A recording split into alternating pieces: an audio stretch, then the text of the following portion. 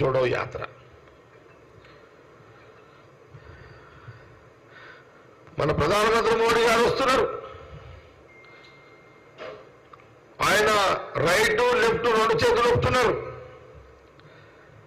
ఆయన ఏ ప్రజలతోటి ఆయన మాట్లాడుతున్నాడు. మాట్లాడిండే కదా ఏమనంటే వాళ్ళ కార్యకర్తలు మన దేవుడు, మనందరి దేవుడు హనుమంతుడు. ఇక ఈ మధ్యలో అది బీజేపీకే హనుమంతుడు అన్నట్టుగా చేసేసింది. హనుమంతుడు కూడా అది విచిత్రంగా ఉన్నది. ఇప్పుడు ఒక్కోసారి నేను నాకే అనిపిస్తాను, ఒక్కోసారి నేను పబ్లిక్ లాగా చెప్తలే. ఇప్పుడు దేవుని మొక్కితే ఇప్పుడు బీజేపీలో కనబడుతున్నారు. పరిస్థితి అట్లా అయిపోయింది. ఇక దేవుడేనా, లీడర్ కాదు. ఆయన దేవుడు, లీడర్ కాదు. నేను కూడా సీతారామ కళ్యాణం చేస్తా. నేనే కాదు, దేశంలో అన్ని పార్టీలను చేస్తారు సీతారామ కళ్యాణము. బీజేపీ లీడర్ ఒక్కరు దీపం పెట్టాడు ఆడ. నేను ఛాలెంజ్ చేస్తా మీకు, తెలంగాణ రాజకీయాలలో ఏ బీజేపీ వచ్చారా కళ్యాణం చేస్తా చెప్పని చెప్పండి. హనుమంతుని గుడిలో దీపం పెట్టేటోడు ఒక్కడు బీజేపీ కార్యకర్త. ఆయన దీపం పెట్టేటోడు కాంగ్రెస్ కార్యకర్త. కానీ మేమేం చేద్దాం, మాకు దరిద్రం అలవాటు, ప్రచారం అలవాట్లేదు. దేవుని కూడా మిస్ప్రైజ్ చేయవచ్చు అని బీజేపీలను చూసి చేసుకోవాలి.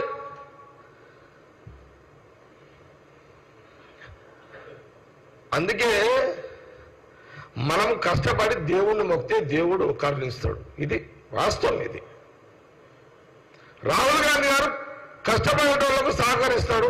ప్రభుత్వం ఉంటే ఆయన కూడా దేవుని మొక్కుతాడు, రాముని మొక్కుతాడు. ఎట్లా మొక్కుతాడు? కెమెరాలు పెట్టుకొని మొక్కరు రాహుల్ గాంధీ గారు. ఇప్పుడు ప్రధానమంత్రి మొక్కిన, అమిత్ షా గారు మొక్కిన, ఈడ మన రాష్ట్రంలో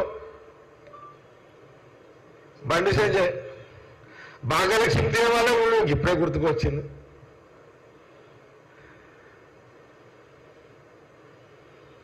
ఇదంతా టూ మచ్. ఇదంతా దేవుని అందరూ మొక్కుతాము, సాటుకోండి, మొక్కోండి, కోరికలు కోరుకోండి. కానీ దీని హైప్ ఓకే.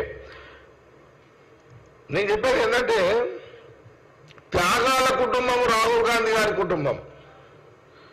త్యాగాల కుటుంబము రాహుల్ గాంధీ గారి కుటుంబం.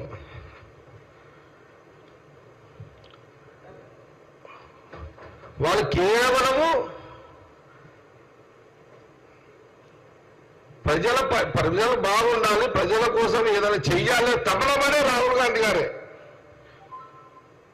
కాబట్టి వారు ఈ ఎన్నికల్లో